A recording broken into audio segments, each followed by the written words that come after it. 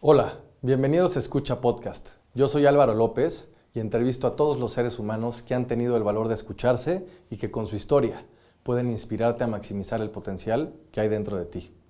Si quieres ver el podcast, puedes encontrarlo en YouTube como escucha-mx o bien seguir escuchándolo en Spotify. Para más información sobre escucha, visita nuestro sitio web en www.escuchamx.com. Hoy entrevisté a Arturo Bricio Carter, abogado de formación y uno de los árbitros más influyentes del fútbol moderno. Arturo fue mundialista en Estados Unidos 94 y Francia 98, debutando como central en el partido inaugural Alemania-Bolivia y tomando decisiones históricas como la famosa expulsión de Zinedine Zidane.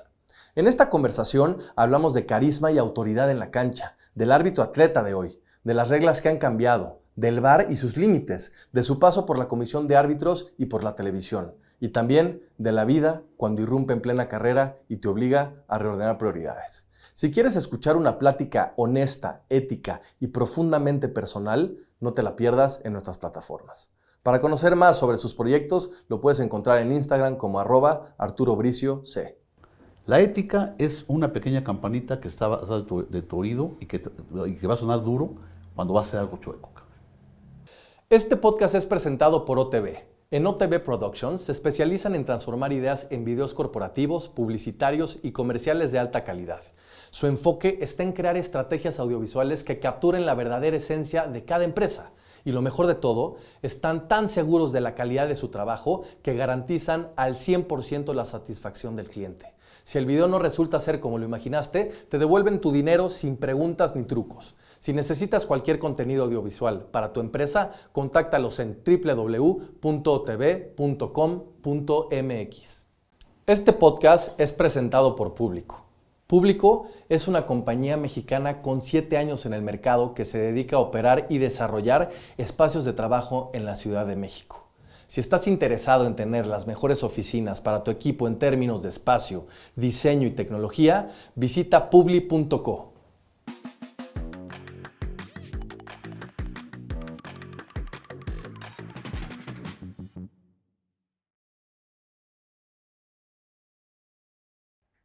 Mi querido Arturo, bienvenido a Escucha Podcast. ¿Qué tal, Álvaro? ¿Cómo estás? Qué gusto saludarte. Igual, muchas gracias por estar aquí. La verdad es que estoy contento porque ha sido retador el tema de las agendas.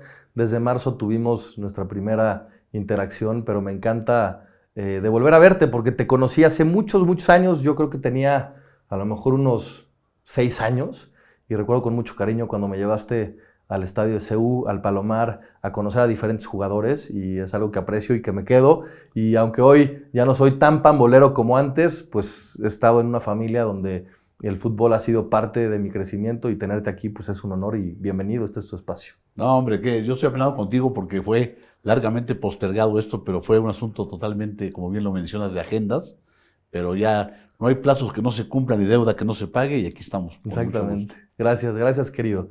Pues para empezar y que la gente te conozca un poquito más, me gustaría entender quién es Arturo Bricio Carter y en segundo lugar, quién es Blond o Blondie, como te llamaban hace muchos años por ahí tus familiares más cercanos. Pues mira, realmente nosotros provenimos desde la niñez, ¿no? De una familia muy estándar, digamos, de clase absolutamente media. Fuimos 4 hermanos, ya falleció una de ellas, la más chica. Y mi papá fue totalmente futbolero desde siempre. Al estadio era religión ir. Eduardo y yo, mi hermano, toda la vida en el estadio. Y así crecimos, ¿no? Jugando fútbol callejero, después jugamos en algunos clubes. Yo llegué a jugar un poquito ahí en Pumas, en Fuerzas Básicas. Eduardo jugaba mejor que yo, Eduardo jugó en la Liga Española, en varios equipos. Y después ya tomamos el rumbo profesional. Yo estudié con salesianos, mi formación fue con los padres salesianos, primaria, secundaria y prepa. Y de ahí me fui a la universidad a estudiar la carrera de Derecho. Correcto. Y al mismo tiempo me inscribí en el curso de árbitro, ¿no? O sea, hasta ahí llegamos, ¿no? Y lo del blondo y blondie era porque en una película que se llamó El bueno, el malo y el feo, Ajá. donde a Clint Eastwood, el feo, le decía Blondie, por rubio, ¿no? Ajá. Entonces, Leti, mi hermana, la que ya falleció, y Eduardo, y me decían Blondie, Blondo, Blondos, entonces de ahí se quedó el sobrenombre, digamos, ¿no?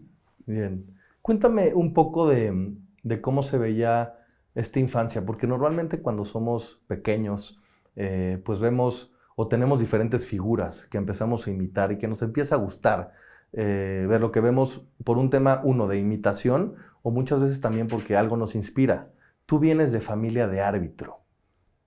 Sí, Y claro. todos los domingos te llevaban a estadios, a CU, de manera religiosa a ver partidos, a entender un arbitraje, pero tú eras muy chico. ¿Cómo se veían estos domingos familiares y qué se platicaba en la mesa, en la casa después de esto? Mira, mi papá no duró tanto en primera división, Ujú. ¿no? Y cuando él debutó ya no éramos tan chiquitos, o sea, teníamos 14 años, ¿no? Por ahí. Eh, pero sí vivimos la época típica de la escuela, de que te decían, no, tu papá le robó a tal equipo, en fin, aquello. Nuestra infancia fue, la neta, muy feliz, ¿eh? Fue una infancia feliz. No tuvimos carencias, tampoco hubo lujos. Mi papá, también abogado de profesión, y fue muy versátil, man. Trabajó en un chorro de cosas. Fue jefe de personal de su mesa, una empresa de Sí, autoservicio claro. de aquellos tiempos, que era la número uno. Después fue jefe de compras, después se fue a Minimax, después se independizó, fue agente del Ministerio Público, vendió coches, y arbitró, o sea, bueno, te hizo de muchas cosas, ¿no? Eh, Obviamente el ídolo de nosotros, o por lo menos de mí de niño, era mi papá, ¿no? Pero yo fui chiqueado de mis abuelos. Yo realmente donde abrevé el cariño y el amor por la lectura y muchas cosas fue con mis abuelos maternos, ¿no? Cuéntanos de Tequesquitengo entonces. Esa casa de Tequesquitengo era de mi abuelito Antonio, que en realidad era el segundo esposo de mi abuela. Él no era Carter, él era Salvadores. Pero mi abuela quedó viuda cuando mi mamá tenía 2 años. Entonces, la figura paterna de mi mamá fue Don Toño, y Don Toño tenía esa casita en Tequesquitengo, donde íbamos todos los fines de semana con mis abuelos. Y como dice una canción del famoso compositor chapaneco Macías, era nuestro fantástico universo, ¿no? Era el jardín, la alberca. Yo me imaginaba que era aquello, una mansión, Ujú. y cuando ya de grande la volví a ver, dije, bueno, ¿Cuántos años tenías más o menos cuando ibas a no, pues Tequesquitengo? muy chicos, teníamos 6, 7, 8 años, y, pues durante muchos años fue la rutina, ¿no? De ir el fin de semana con mis abuelos, Dicen que eras el consentido del abuelo, el consentido. que realmente era indiscutible cómo eras el consentido Insoportable. y que con él tuviste una conexión muy bonita en términos justamente de la lectura. Sí. ¿Recuerdas algún libro que te haya regalado Bueno, o que te haya marcado? mira, siendo yo muy chico, no me acuerdo, 6, 7 años, había era un como librerito chiquito así, Ujú. que se llamaban Clásicos de Oro Ilustrados. Eran 12 libros diferentes. Tom Sawyer, Belleza Negra, Sherlock Holmes. Pero a mí el que más me impactó fue Ben-Hur. Ok.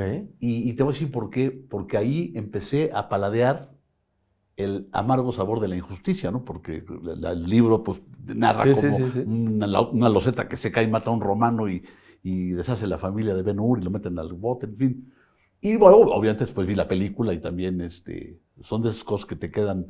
Pero con mi abuelo, mi abuelo era un cuate muy culto. Fíjate, no fue un cuate viajado, no fue un cuate de salir ni siquiera de México, de la Ciudad de México, pero tenía una cultura general impresionante y era un gran conversador. Un día le preguntaba yo a don Toño por qué eran tan buenos para platicar anécdotas y todo aquello. Y me decía, hijo, es que nosotros crecimos alrededor de un aparato de radio. Entonces, lo primero que generaste y que desarrollaste Fue la fue escucha. la escucha.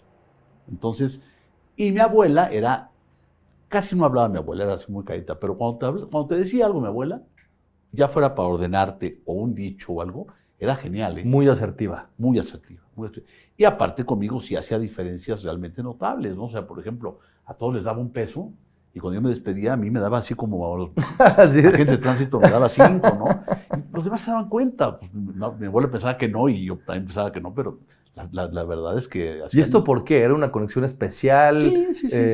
¿Tú abusabas de este carisma nato Yo creo desde que chiquito? que era una carretera de varios sentidos, era como una glorieta, ¿no? Por un lado, el amor que le tenía don Toño a mi mamá, que digo, no era su hija, pero la adoraba, a doña Güera le decían a mi mamá, el hecho de que yo fui el primer nieto, ¿no? Claro, primogénito. Que pues, jalábamos mucho para la casa de mis abuelos, y además de que a mí me nacía ser con ellos, era yo más dócil. Eduardo era Eduardo era terrible. Uh-huh. Eduardo le decía a mi abuelo el chipotles.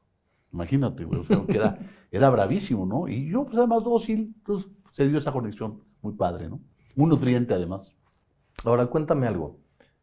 Tú, antes de estudiar Derecho y del tema de la abogacía, jugabas de portero, te gustaba jugar de portero, jugaban a fútbol, se ponían diferentes jugadores y personajes de quién era quién, y tan era tu amor al soccer que te probaste en CU, si no mal recuerdo, y ahí tuviste una experiencia muy bonita, pero rápidamente te diste cuenta que el camino no era por ahí. Sí, yo jugaba de medio realmente, ¿no? Uh-huh. No era portero, pero cuando estaba el primer equipo, ¿Correcto? con Caviño, Spencer, todos los grandes jugadores de aquel tiempo, luego había una reserva profesional cuyos integrantes se hicieron viejos porque no los dejaban pasar. En aquel tiempo el jugador casi no se transfería y casi no se lastimaba, Álvaro. Entonces la alineación de Pumas era la misma. Y estos compas de la reserva profesional, pues ahí estaban ahí viendo a ver cuándo, ¿verdad? Cuando les tocaba. Y luego seguía una reserva especial, que era amateur, de chavos de 17, 18 años, y yo ahí sí entendí, viendo jugar a amigos que decían, yo, este cuate juega un carro y no tiene ni contrato. Y este cuate juega más que el otro y no ha ni debutado. Claro. Entonces, sí llega un momento que tienes que tomar una decisión, ¿no? Y la mía fue esa, ¿no? Decir, voy a optar primero por la carrera, ¿no? Seguí jugando en la Liga Española y por todo aquello, pero ya no con la mira o la ilusión. A ser profesional. Además de que de veras, yo nunca me visualicé jugando en primera división. Y no por falta de ganas, ni de cariño al soccer, sino porque veía mi entorno, pues, eso no me veo, pues, ¿no? ¿Cómo es este análisis? Porque, digo, de joven puedes tener muchos sueños, pero de pronto también tienes golpes de realidad que te empiezan a ubicar. ¿Este proceso para ti fue natural, fue doloroso, fue liberador decir, claro, no tengo a lo mejor las competencias que se necesitan hoy técnicamente para jugar en primera y mejor escojo la abogacía? ¿Te acuerdas de cómo fue este proceso de escucha interna? Fíjate que realmente no fue un tema doloroso. De eso sí me acuerdo, ¿no? Que quería, ya voy a dejar de jugar. Además, había un tema, ¿no? El que escogía quién era el técnico, ¿no? Entonces, cuando yo estuve en Pumas, el técnico era Arpad Fekete, que era un viejo húngaro, muy buena gente. Nos dejaban una vez al mes hacer un interescuadras con el primer equipo, ¿no? La otra era mi papá, el gerente del equipo. O sea, de alguna forma, había cuates que entendían que tú eras un jugador más y había otros que pensaban que estabas ahí porque tu papá era el gerente, ¿no? Claro. Lo cual, en la cancha, como en el arbitraje, ¿no? Del fútbol y en cualquier cosa, te avientan a la cancha y en el 120 por 90, tu papá no va a jugar ni va a pitar, ¿no? Sí, no te puede ayudar. Pero lo que me acuerdo es que no fue doloroso, simplemente fue decir a otra cosa, mariposa. De manera práctica, vámonos. Lo que sigue, ¿no? Amor a la abogacía, ¿por qué derecho? Mira, yo creo que esa idolatría hacia mi papá, bueno, déjame construir bien. Primera cosa, normalmente el 90 y tantos % de los que estudian humanidades es porque le tienen pánico a las matemáticas, ¿no? Sí, y yo mi caso, ¿eh? Bueno, yo fui un estudiante sobresaliente, perdón que lo diga. Yo era un estudiante de puro 10, ¿no?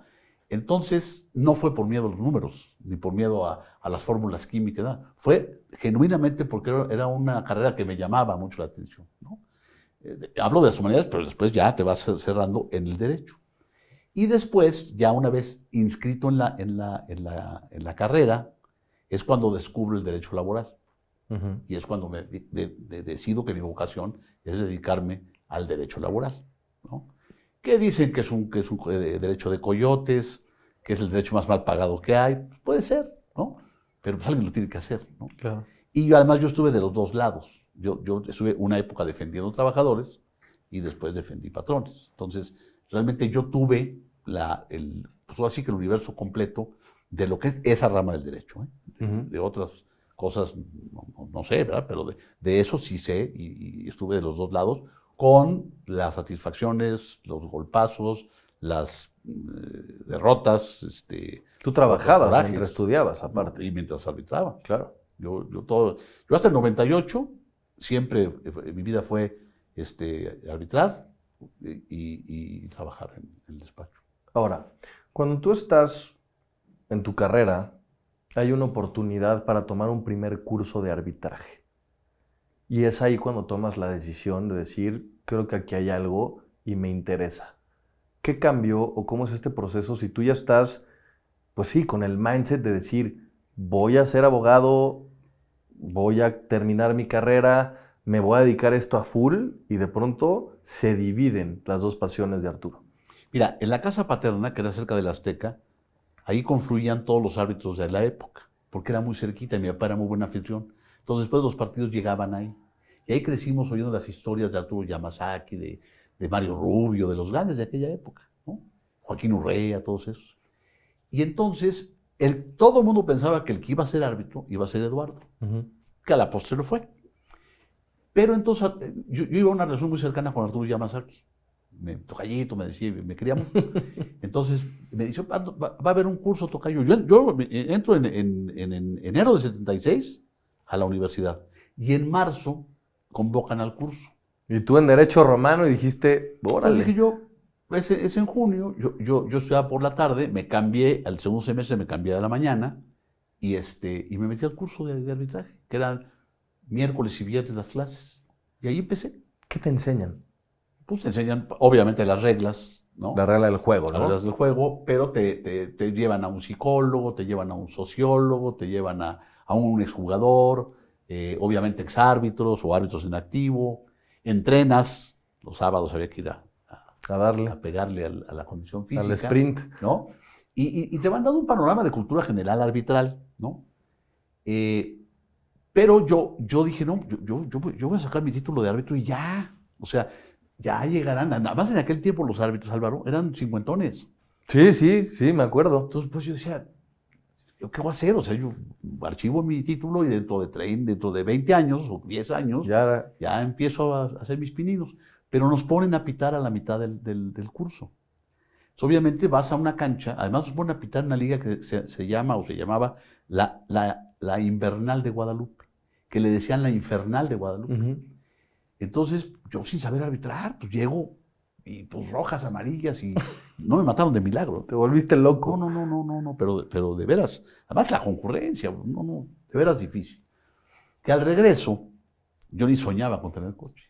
Entonces, en el metro, además había muchachos que ya eran árbitros amateurs y estaban tomando el curso para volverse profesionales. O sea, el regreso en el metro Pino Suárez nos dividimos y yo era el único que iba para el sur. Entonces, en el metro, en el vagón, me puse a llorar. Pero lloraba yo de rabia, del mendigo coraje, mano, que me dio. Y dije, yo no sirvo para eso, definitivamente no es para mí. Ya por la tarde me bañé, comí, fui a misa y dije el lunes, martes, dije, pues voy a ir, voy a tratar de aprender a arbitrar.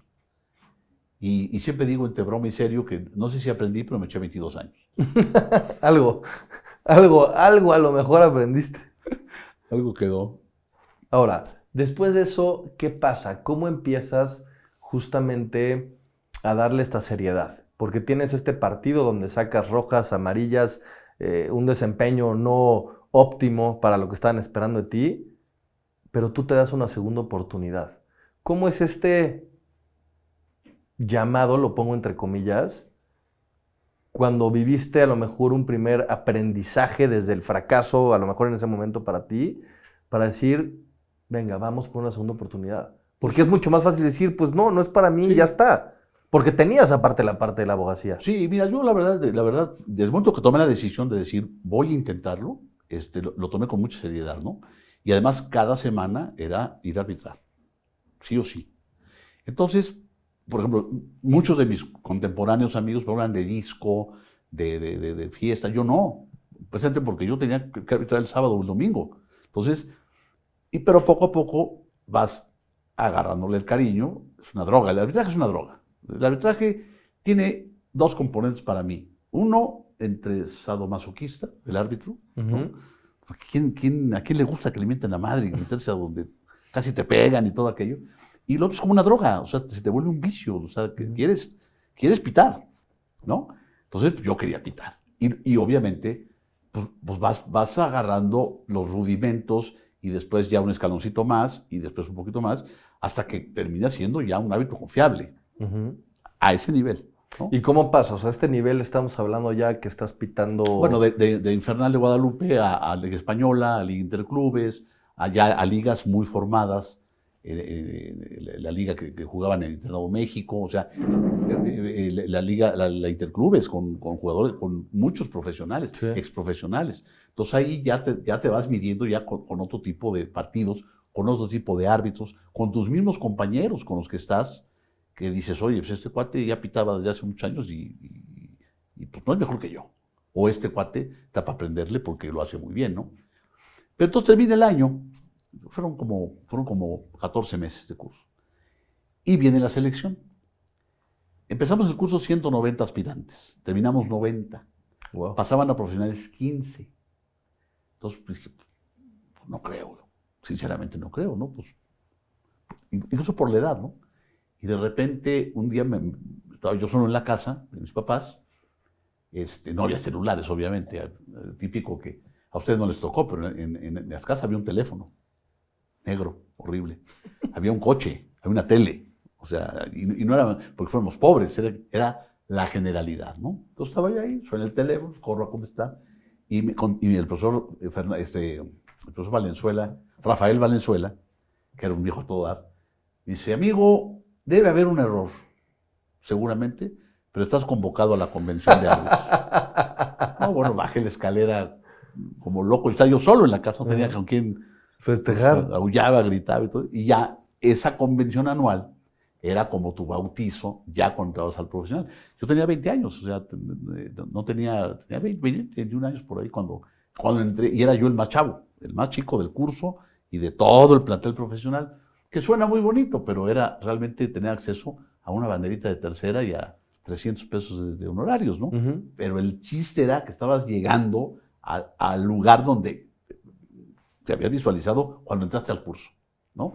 Ya lo demás eran sueños, como bien dices tú, de pitar un clásico y un mundial. Pero en ese momento el primer paso era entrar al profesional y se estaba cumpliendo, ¿no? A retrospectiva, ¿qué crees que vieron en ti? O sea, ¿por qué de esos 90 entraste en esos 15 si tú ni siquiera lo tenías tan claro y decías, yo creo que no? Mira, yo creo que primera cosa, el hecho de ser hijo de mi papá. El nombre de mi papá pesaba dentro pesaba, de por supuesto, la industria. O sea, por supuesto, ¿no? Los instructores eran amigos de mi papá y amigos, bueno, no amigos míos, pero que habían estado en mi casa 50 veces, ¿no? La otra, el hecho de ser un estudiante universitario, porque al final, en aquellos tiempos, te pedían o una profesión o un negocio alterno, separado. O sea, sí, te pedían un... Sí, o sea, que tuvieras un comercio, una carrera, preparación, un título, algo. Sí, pero que vivieras de otra cosa que no fue el arbitraje. ¿Por qué?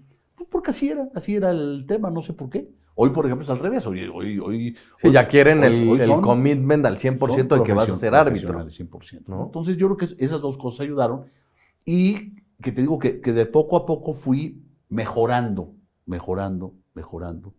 mis performances, ¿no? Mis actuaciones eran ya, pienso yo que convincentes, ¿no? Entonces eso ayudó a que entrara yo en ese selecto grupo de 15 apóstoles, ¿no? ¿Cuándo fue la primera vez que arbitraste un partido en donde dijiste, tengo la autoridad, tengo el carisma para hacerlo y ya estoy hablando de ligas mayores? Una primera división, un partido oficial. Yo creo que eso se va adquiriendo, lo vas madurando, lo vas consiguiendo, pero yo tuve muy claro casi desde los primeros partidos en el llano que el fútbol lo puede ganar o lo debe ganar el mejor. Lo puede ganar el que más suerte tenga, pero no puede ganar el tramposo ni el violento, mano. O sea, no puede ganar. Y para eso estás tú. Tú eres el garante de la moral del juego. Y eso lo fui tratando de llevar a cabo, ¿no? Entonces, en segunda división, yo pité más de 100 partidos en la segunda división de aquel tiempo, que era una liga brava, y te enfrentabas con públicos y con jugadores, porque no había límite de edad, había jugadores que venían de primera división, y era así, man. O sea, aquí tú juegas, yo arbitro. La gente vino a verte a ti, no a mí. Pero ¿quieres que me vean a mí? Con mucho gusto. O sea, yo no voy a permitir que esto salga de carril, ¿no? Ahora, tuve partidos malos, pero por supuesto. Errores graves, por supuesto. Pero la tónica de mi arbitraje era esa. Y eso creo también ayudó mucho a un debut, pues digamos, tempranero, ¿no? En primera división. ¿Cómo se entrelaza este libro que te regaló tu abuelo con la injusticia cuando se le cae esta viga en la cabeza, la abogacía laboral que tiene y habla mucho de justicia y un terreno de juego cuando eres árbitro? Porque ves que pasan muchas cosas simultáneamente y tienes que tomar decisiones. ¿Cómo se entrelazan estas historias? Mira, se entrelazan de muchas maneras en el punto de vista teórico, el punto de vista de cuando quieres cambiar el mundo como abogado, que yo creo que a todos nos ha pasado que quieres cambiar el mundo y te das un tope con la realidad. Pero parte del opio del arbitraje es el poder. Como litigante yo no tengo poder. Yo voy al juzgado donde tú eres el juez. Tengo una contraparte que quiere ganar a fuerza, ¿no? Claro. El acordarte de la injusticia, pues sí, pero en el arbitraje tienes poder. Y ojo, muchas veces yo tuve compañeros que pensaban que ese poder era eterno, o sea, que lo podías llevar a tu casa y a tu trabajo y todo. Y pues no, o sea, el poder que te da la regla de juego son 90 minutos, ¿no? Pero es muy padre. Es muy padre saber que tú tienes el poder, pues casi absoluto, 90 minutos. Sí, claro. Y eso es parte del chocho que es el arbitraje. ¿Cómo, Arturo, no dejarte influenciar con las conexiones humanas? Me explico un poco más. Tú conoces jugadores, admiras ciertos estilos de juego, Sí. otros no te gustan tanto, en unos comulgas más personalmente, en otros no tanto. ¿Cómo haces para que esto no cegue tu visión y que pueda ser 100% objetivo cuando estás dentro de un terreno de juego? Mira, para empezar, el jugador, o sea, en la cancha no tienes amigos. Y yo lo pude ver con gente como, lo digo abiertamente, López Arza, que era mi amigo, teóricamente, Domingo de la Mora ya murió, que era mi amigo, después Miguel España. O sea, el jugador sale a ganar al precio que sea. No hay amigos, para empezar. Segundo lugar, una vez iba yo a arbitrar un partido importante, y esa ceremonia tan bonita de la Copa del Mundo y de los partidos internacionales, donde se pone el árbitro hasta adelante y los equipos vienen atrás, empiezas a oír los gritos, ¿no? En cualquier idioma, ¿no? Pero si es en castellano, venga, los vamos a matar. Y los volteas a ver, están pálidos. Y un día Arturo Yamasaki, mi querido profesor, me dijo, tocayo, no te preocupes, ellos tienen más miedo que tú. Y dije, ¿sabes qué? Es totalmente cierto. Además, ellos van por un resultado que no saben qué va a pasar. Tú vas a ejecutar una obra o una labor que tú sabes que tienes que hacer. Sabes lo que tienes que hacer. Entonces dije yo, estupendo. Entonces, si le voy a pitar al Apache Pérez, que es un novato, o a Zinedine Zidane, pues para mí son 22 jugadores, ¿no? Ahora, lógicamente, si el señor de este lado es un caballero contigo y el otro es un patán, pues a lo mejor en una dividida se la das al caballero, porque es humano, ¿no? Claro. Pero en general es porque pues, las figuras ahí están, ¿no? Pero no tienen por qué tener un trato especial, ¿no? No, pero sí, lo que dice ahorita, hay una estructura de valores donde es importante, en donde la intencionalidad de tu arbitraje, pues también se ve reflejada de qué está hecho la persona, Arturo Bricio, claro, y no el árbitro, por ¿correcto? Supuesto, por supuesto. Yo siempre digo, el hombre atrás del silbato. De ¿no? acuerdo. Tienes que también analizar al hombre atrás del silbato, ¿no? Y sería buen título para el podcast, ¿eh? Me lo voy a apuntar, me gustó. Arturo, hay momentos en la vida que no frenan. Y no frenan porque así es. La carrera sigue, los partidos siguen, el fútbol sigue, las exigencias, lo que tienes que hacer, pero también tenemos una vida personal. Y en esta vida personal hay veces que tenemos muchas fortunas, pero también momentos complejos. Tú, dentro de esta experiencia, pasaste un momento muy difícil familiar en donde tu hijo tuvo un accidente de coche muy potente. ¿Cómo divides tu ser papá a seguir siendo árbitro para encontrar la mayor concentración de lo que realmente importa, que es tu familia, de tu hijo mayor que estuvo a punto de morir, pero luego un fin de semana teniendo que dar la cara pitando un partido de fútbol. Fíjate que cuando el accidente de Arturo, que eso fue un parteaguas en la vida de nosotros, de la familia, yo ya no era árbitro activo. Ya no estabas activo. Ya había retirado, yo me fui en el 98. Pero yo seguía trabajando ligado al fútbol, porque había entrado a Televisa, a la jornada. Y aparte diseñé y presidí un torneo que se llama la Copa Telmex, que es récord Guinness, el torneo más grande del mundo en clubes. Entonces yo trabajaba en esas cosas, ¿no? Y lo de Arturo fue terrible, ¿no? Fue terrible, pero fue un milagro absoluto. Te lo platico rapidito. Mi esposa es sonorense, Jackie. Entonces, para que mi vieja se queje de un dolor, está grueso. Ese día amaneció con un dolor muy fuerte. Y fuimos a ver a un médico que tenía mucho tiempo de no ver. Me da su tarjeta, se va a hacer el ultrasonido mi esposa, y en la noche nos avisan del accidente de Arturo. Llegamos al Seguro Social, la ropa de Arturo ensangrentada en un bote de basura, y Arturo todo roto en una camilla ya. Entonces dije, ¿qué hago? Además no había tomógrafo en el Seguro Social. El director me dijo, oiga, mucha pena, pero no tenemos tomógrafo. Entonces me palpo y me había puesto la misma camisa del día anterior, en la premura. Entonces saco la tarjeta del compa, el doctor, Miguel Ángel Rodríguez Alcántara se llama, le marco y se jala. Y él hace todo. Consigue la ambulancia, llevan a Arturo a la tomografía, de ahí se dan cuenta que tenía una fractura craneal terrible, la cara, las costillas, el fémur, está hecho pomada el pobre. Y de ahí lo meten al hospital, a otro hospital a que lo operen. Y él consigue al cirujano, a la cirujana plástica que le arregló la cara, todo, ¿no?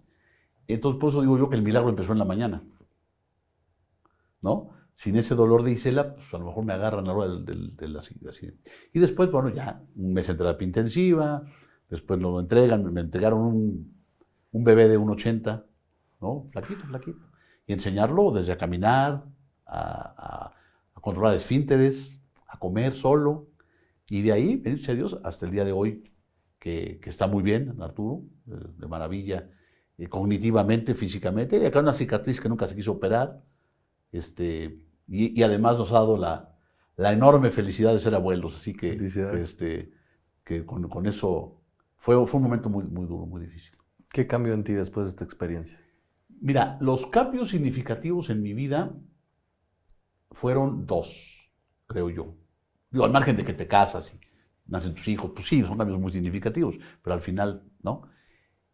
Yo voy al Mundial de 94 considerado el mejor árbitro del mundo, dicho por Paulo Casarín, que era el director, ¿no? Entonces llego... Alemania-Bolivia, correcto. Y me dan inauguración, Alemania-Bolivia.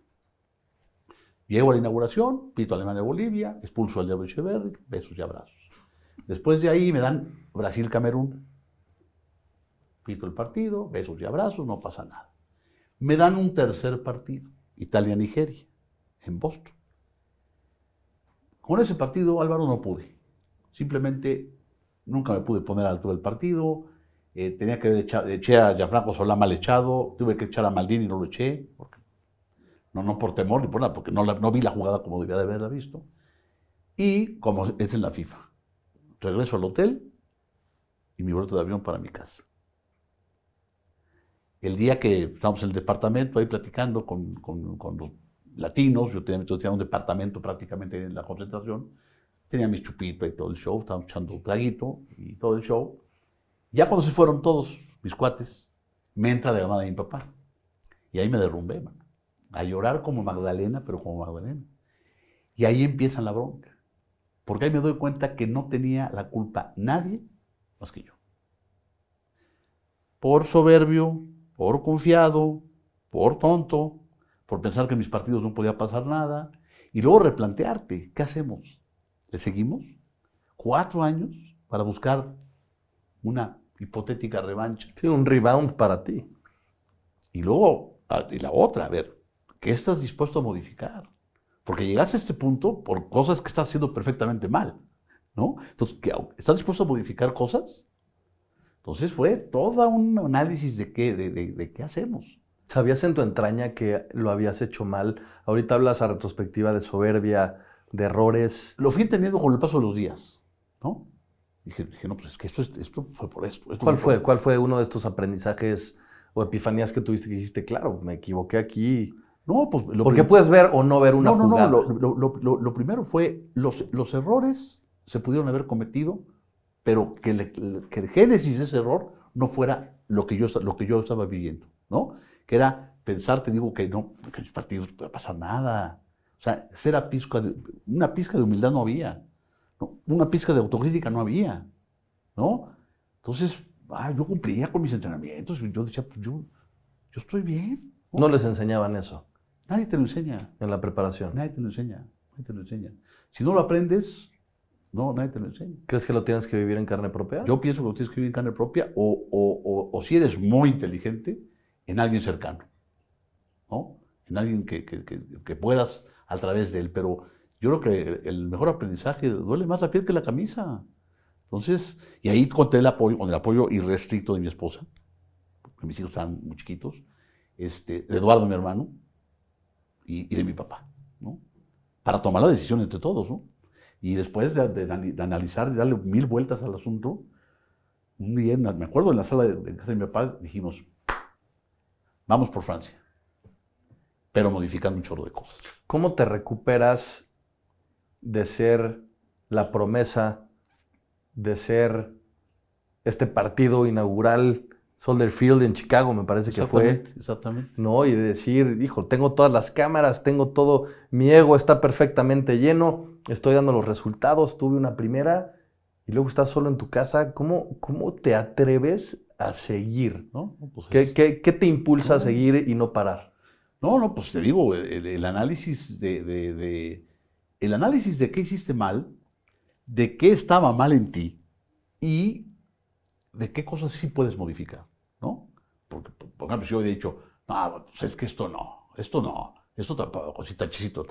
No, pues, ¿sabes qué? ¿Para qué le sigues? Si no vas a Si cambiar. el resultado va a ser probablemente igual o Claro, peor, ¿no? claro. Entonces dijimos, órale, alimentación. Esto es lo de afuera, ¿no? Entrenamiento severo, alimentación, descanso, en fin, ¿no? Y la otra, lo de adentro, ¿no? Decir, a ver, tienes que entender que la humildad es básica, man. O sea, aquí no hay mejores ni peores. Tú eres tan bueno como tu último partido. Entonces, pues trata de hacer extraordinario tu último partido, ¿no? Y bueno, se dieron las cosas, ¿no? Ya fueron otras circunstancias las que se vivieron esos 4 años, que culminaron con Francia y con mi retiro, porque yo había anunciado que yo ya me retiraba en 98, correcto, fuera o no al Mundial. Correcto. Afortunadamente, pues, se pudo ir y hacer las cosas de otra manera, ¿no? ¿Fallaste más en un tema competencial o fallaste más en un tema técnico de arbitraje? Yo creo que fallé en un tema moral, cabrón. O sea, me fallé a mí mismo, güey. Porque competencial, tú tenías competencias sobradamente para eso. Técnicamente, sí cometí 2 errores, pero... Humanos. Totalmente humanos, porque además no había VAR ni nada. Claro, no había las herramientas que tenemos. Y para mí, solazmente una plancha, lo voto, y cuando veo la repetición me quiero morir, y lo tocó. No, aparte los nigerianos metían la pata, aquí la pegaban, los italianos lloraban por todo. No, sí, es complicado. No, aparte es espeluznante. Mira, cuando me acuerdo de ese partido me despierto bañado en sudor, todavía, a los 20 y tantos años de distancia, ¿no? Ese fue el primer aprendizaje. ¿El segundo? El segundo, lo de Arturo. Ya. Porque ahí te das cuenta de la tremenda fragilidad humana, ¿no?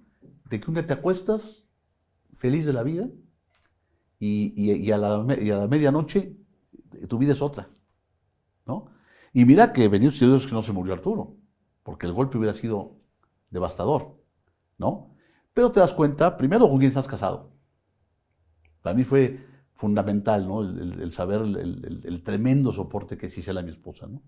¿Quiénes son tus demás hijos? Mis 2 hijas, unos soldados. ¿Quiénes son tus amigos? Que se van desgranando, te van quedando. O sea, cuando volteas la cara a tus cuates de sociedad y el Bacardí, el cotorreo y la madre, ya no están, ¿no? La fuerza de Arturo para rehabilitarse. O sea, a Arturo le dijeron que en 2 años iba a empezar a ver resultados. Arturo en 10 meses estaba rehabilitado, certificado por un médico que se llama Roberto de Leo, que es uno de los mejores neurólogos del mundo. El tipo quedó, como dice mi suegro, peor que nuevo.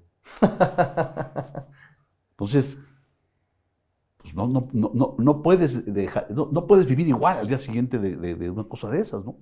Y creo que a nosotros, como familia, nos cambió para bien. Digo, si es que algo había que cambiar como familia, me refiero, no que algo estuviera mal, pero creo que nos hizo mucho más unidos, mucho más humanos, mucho más respetuosos, cariñosos, en fin, porque sabíamos que habíamos sido parte de un milagro, man. Sin duda. Arturo Bricio 2.0. Francia 98, segundo partido, París, y sacas la tarjeta roja. Ese era el segundo partido de Francia. A Zidane, el segundo partido de Francia. Ese es mi debut en Saint-Denis, Francia-Arabia Saudí, sí, un partido que no tenía aparentemente mucho chiste. Uh-huh. Y se presenta una jugada de repente de esas jugadas que... Ya había habido un antecedente que en una jugada Zidane como que le da un manazo así en el brazo a un... Estaba desesperado en ese partido. Sí, un temperamental. Van ganando, ¿correcto? No, 2-0, sin problema. Entonces le hago yo la seña de que tranquilo y me hace así como diciendo... Una seña que hacen mucho los europeos, ¿no? De, no te metes conmigo. Dije, 2 jugadas después, veo que 2 jugadores se enredan y ¡pau! Que uno pisa al otro en el lomo, ¿no? Fuera. Y ahí me doy cuenta que es Zidane. Porque también muchas de las cosas que dicen, o la gente que luego critica, o platicas con ellos y dicen, no, es que tú salías a cazar a 2 estrellas. ¿Por qué vas a salir a cazar a una estrella? Si el que dio el pisotón fue él, ¿no? Entonces, pues afuera Zidane. Y el tipo me queda viendo como diciendo, ¿a mí me vas a expulsar? No, ya te expulsé. Sí, ya no hay para atrás. A ver, para nosotros en Escucha es muy, muy importante lo que está pasando en los temas de corporalidad, de lenguaje no verbal. Uh-huh. El primero que tuviste fue, no me estés molestando, sigo acá, ves una falta inminente, que es un pisotón, pero tú dices que no, ahí no sabes qué es Zidane. Hasta que saco la roja. Hasta que sacas la roja. Sí. Necesito entender de manera, porque esto me da mucha curiosidad y te lo quiero preguntar hace muchos años, ¿qué pasa en ti cuando tomas la decisión de sacar una tarjeta roja, que es claro que válida por el tipo de jugada, pero te das cuenta en ese momento que estás expulsando al que en ese momento se consideraba uno de los 3 mejores jugadores del mundo, siendo anfitrión del Mundial? Pero mira, yo no pensé nada de eso. Yo estaba... ¿Qué sientes? No, yo tenía rabia. En el sentido de decir, ¿por qué haces esto? O sea, incluso en el lenguaje corporal que muy bien señalas, yo le hago así el brazo. Sí, o sea, fuera. Y se lo hago 2 veces. Y luego el tipo me sigue mirando y le hago la señal, lo pisaste. O sea, yo estaba enojado con él. Con el jugador, pues no con Zidane. Ahora, yo sabía... Sí, con la jugada, con el juego. Con la jugada. Yo sabía que era el superestrella y que esa jugada, si por alguna razón, ya en el partido no lo piensas porque tienes que estar metido, ¿no? Pero cuando termina el partido sí digo, Dios mío, ayúdame a que haya pasado lo que yo vi. Claro. Sí, debe entrar mucha ansiedad. Entonces, porque fueron 2 partidos que no estuvo. Claro. Entonces llego al vestuario y en una televisión gigante veo la jugada y digo, no. Bravo. Bravo, Arturo. Estoy adentro, o sea, no tengo problema, ¿no? Claro. Eso no puede pasar nada que no sea lo que debe ser. Sí, es pasar, irrefutable, ¿no? La prueba. Irrefutable, ¿no? Después, a los días, Mario Rubio, el teniente coronel, que todavía vive, gracias a Dios, muy amigo mío, él era el encargado de CONCACAF, y me preguntó, yo lo veía medio serio conmigo, en fin, y un día me pregunta en la sobremesa, que era eterna, ¿no? Ahí en el castillo donde estábamos. Me dice, oye, Arturo, ¿no crees que pudiste haber aguantado a Zidane? Digo, mira, Mario, hay un apotegma jurídico que dice que el que puede lo más puede lo menos. Claro que lo pude haber aguantado. Pero ¿sabes qué, Mario? Yo ya me voy del fútbol. Yo ya tengo que vivir con eso toda mi vida. Entonces, si vuelvo a pitar aquí o no, con Dios, man. Pero yo sé que hice lo correcto. Se paró, me dio un abrazo y al 2 días me dieron el siguiente partido, que fue Colombia-Inglaterra.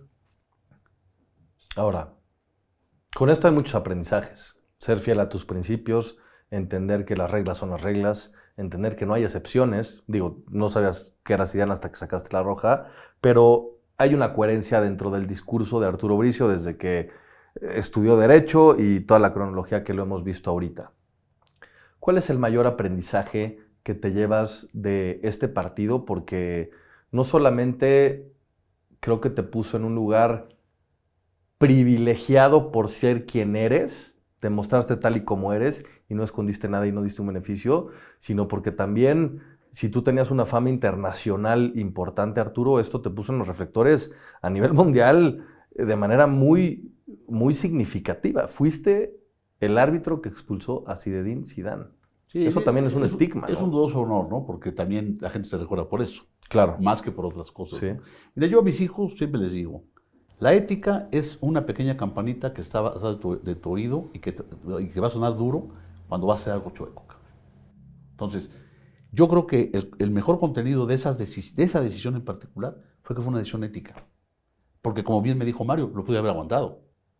Si a lo mejor lo regaño o le saco una amarilla, a lo mejor no pasa nada. Y a lo mejor no pasa nada, de veras, ¿eh? Y a lo mejor me dan otro partido, efectivamente. Pero yo hubiera tenido que vivir con eso, sabiendo que me tembló la mano, que me temblaron las piernas, que me temblaron las corvas, o que dije, pues que se quede, ¿por qué Zidane?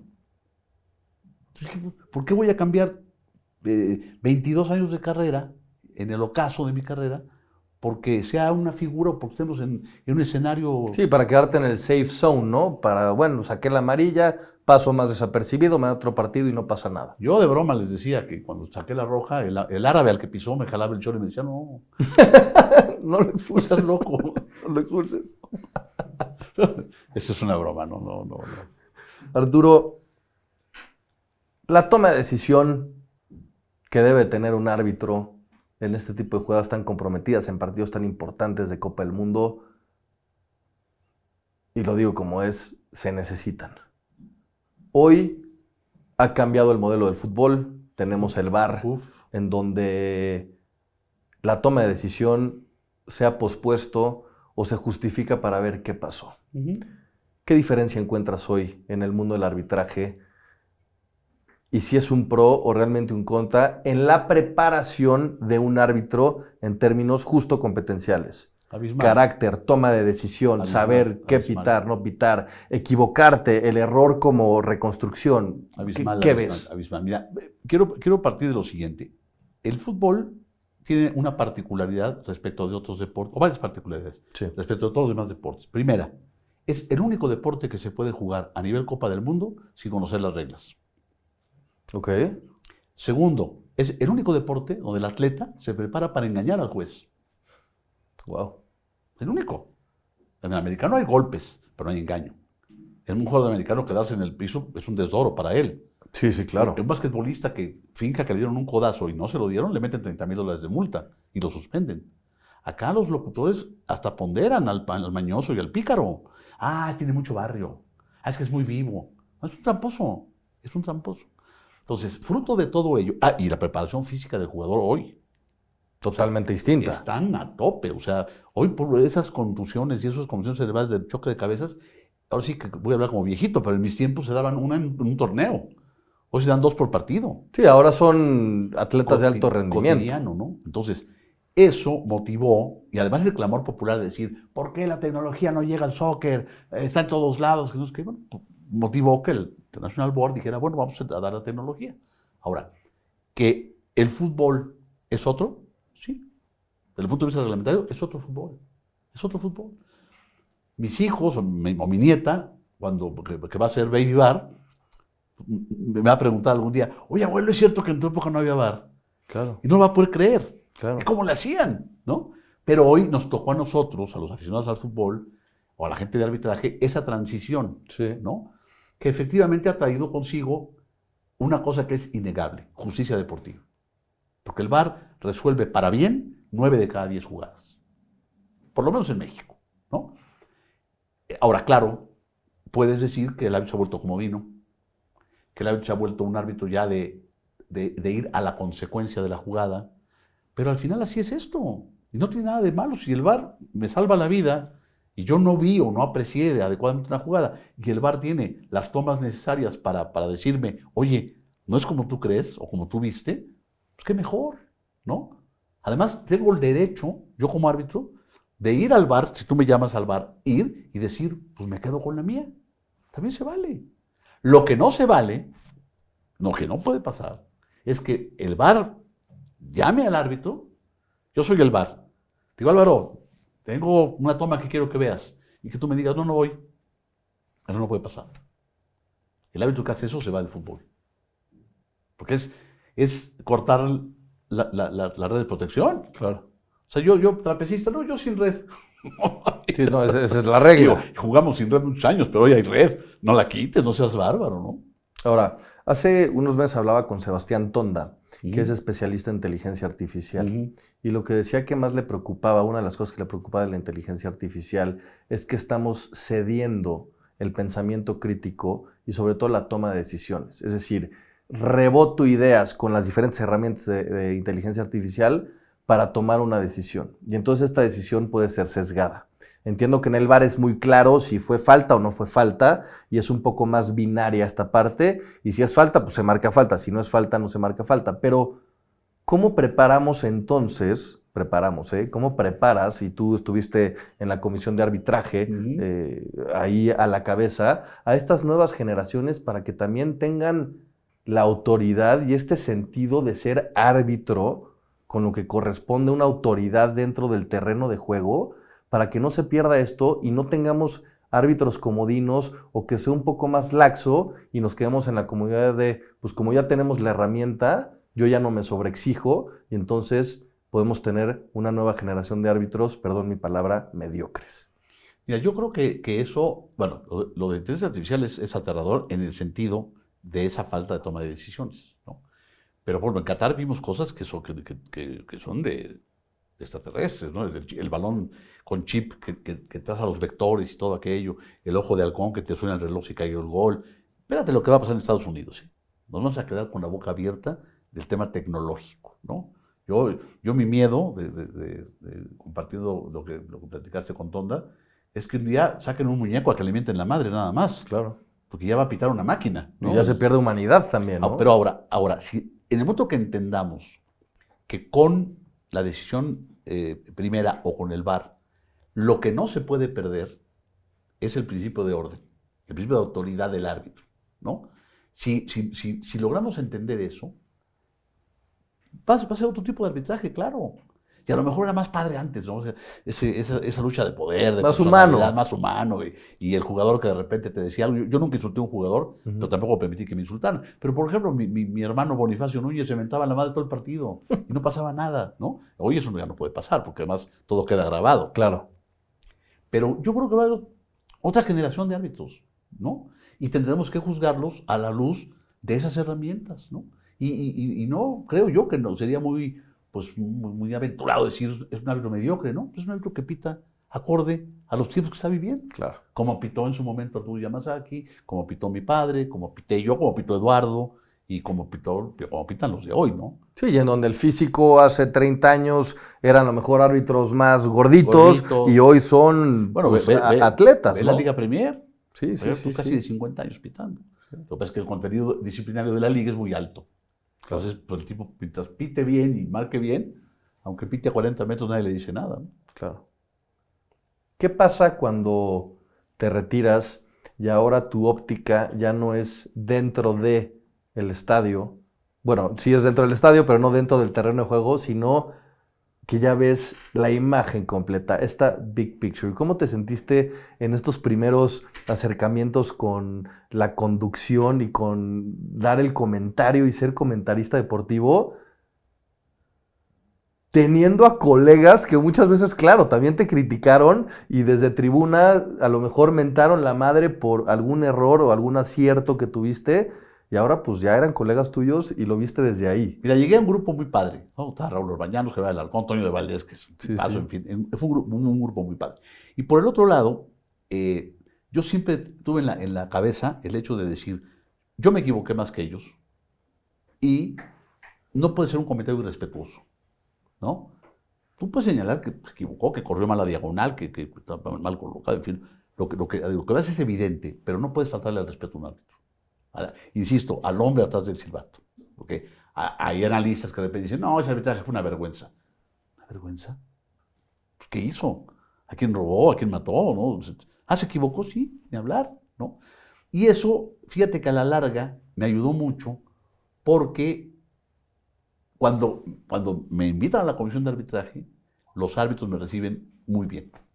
Cuando yo incluso decía, pues bien o malo se debe haber criticado en algún momento, Claro. ¿no? Pero ayudó ese tema de no faltarles al respeto y de entender. Fíjate, un día, no sé cómo andaremos de tiempo, pero un día hicimos una comida.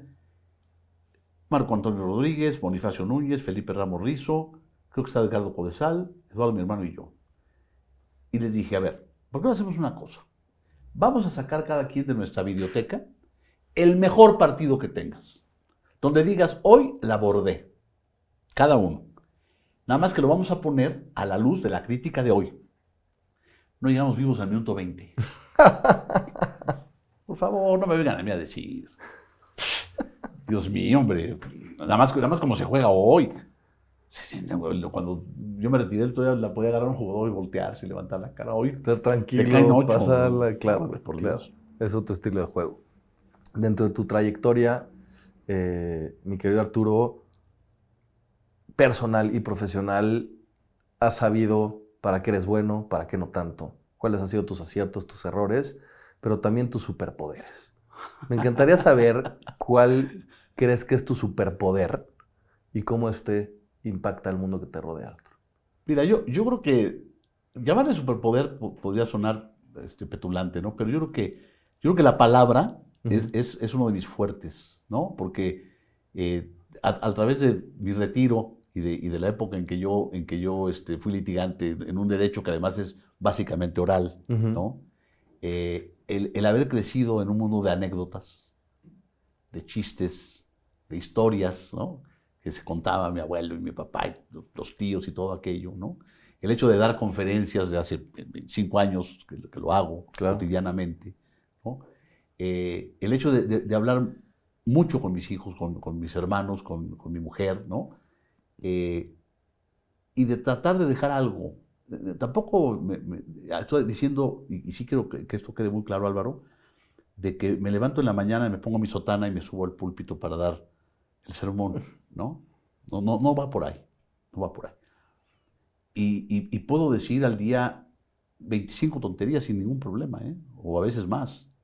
Pero creo que hay un momento en el día o en la vida, o en los momentos, donde puedes tú decir, o hasta con un silencio, cambiarle la vida a alguien, tocarle la vida a alguien. O que esa persona, como tu interlocutor, te cambie la vida a ti, o te cambie ese momento de vida, ¿no? Entonces yo creo que si algo pudiera yo decir que con lo que yo vivo contento, es con el hecho de tener la capacidad de poder comunicar, ¿no? Ojo, también he dicho muchas tonterías y me he equivocado al juzgar o pensar que lo que te voy a decir está bien, o que te puede hacer bien. Y me he equivocado, ¿no? Pero te juro por Dios, nunca lo he hecho de mala fe. No, y la gente coincide, yo creo que lo que dices es que eres un gran comunicador y que tienes un carisma nato, y creo que eso, pues también, independientemente de los atributos técnicos, pues te ha llevado a estar donde estás, a tener el respeto, pues, de un país, ¿no? De una afición, y de saber, pues, quién es Arturo Bricio Carter, ¿no? Y eso creo que tiene mucho valor. Entonces, gracias por compartirnos este superpoder, que sé que lo dices con total humildad y claro que no se va a salir esto ni mucho menos de contexto. Querido, para ir cerrando un poco, dentro del podcast tenemos una dinámica en donde le damos a todos nuestros invitados esta flecha y les pedimos que apunten alguno de sus miedos, temores, creencias limitantes que quieran cambiar, y que lo apunten ahí para intencionar la flecha, para que después de esto, y si nos dices que sí, puedas romper esta flecha con la parte más vulnerable de tu cuerpo, que es la garganta. Voy a contar hasta 3. Cuando cuente hasta 3, quiero que des el paso más fuerte que has dado en la historia. Quiero que te estampes contra la pared. ¿Estás listo? Sí. ¡Vamos! 1, 2, 3. Mira, son dos tipos de miedos, ¿no? El primero, que en lo que me queda de vida pueda yo hacer sufrir a alguien deliberadamente. Eso es un tema que me da mucho miedo, ¿no? Y el otro es un tema totalmente egoísta, ¿no? tengo mucho miedo a que los míos sufran. Porque tengo un varón, dos mujeres, mi esposa, tengo una nieta maravillosa de 2 años, y pues no vivo aterrado ni vivo con colitis pensando que mañana Va a pasar les algo. puede pasar algo. Pero lamentaría profundamente que les pasara algo sufriente, algo que saliera del control, ¿no? Entonces, pues esos son los miedos que yo tengo, ¿no? Además voy a cumplir 70 años, o sea, no soy un anciano, pero tampoco me cuesta el primer hervor, ¿no? Entonces ya quiero que lo que me quede de vida lo viva tranquilo, ¿no? Bien, y sí, lo que dices, y lo comparto, ¿no? Muchas veces son cosas que pues no dependen de nosotros, ¿no? Como tú lo viviste con el accidente, como la gente lo ha vivido en diferentes circunstancias que puede llegar a cambiar. Entonces, lo que siempre digo, ¿no? El aquí y el ahora importante, suena muy cliché, pero es difícil justamente no entrar en ese loop. Y nada, querido, la verdad es que esta plática ha sido no solamente divertida, porque creo que lo hablas con tanta naturalidad y pasión que eso es lo que transmites. Ha sido para mí de verdad un honor tenerte aquí. No creo que mucha gente tenga la oportunidad de poder entrevistar a una figura como tú, que ha dejado tanto y que ha marcado un legado y para mí un antes y un después en el arbitraje a nivel no solamente en México, sino global. Entonces, gracias por darte el espacio, gracias por cuadrar la agenda y que sepas que en cualquier momento y cualquier proyecto que tengas, este espacio siempre será para ti y te agradezco que te hayas abierto con esta franqueza y vulnerabilidad para platicarnos de dónde vienes y quién es Arturo. Pues mira, yo te agradezco más porque ha sido una entrevista típica, bueno, más que una entrevista, una plática, con preguntas que nadie te hace normalmente. Me emocioné, me gustó, me sentí bien, me sentí cómodo. Entonces, pues bueno, muchas gracias por todo. Gracias, querido.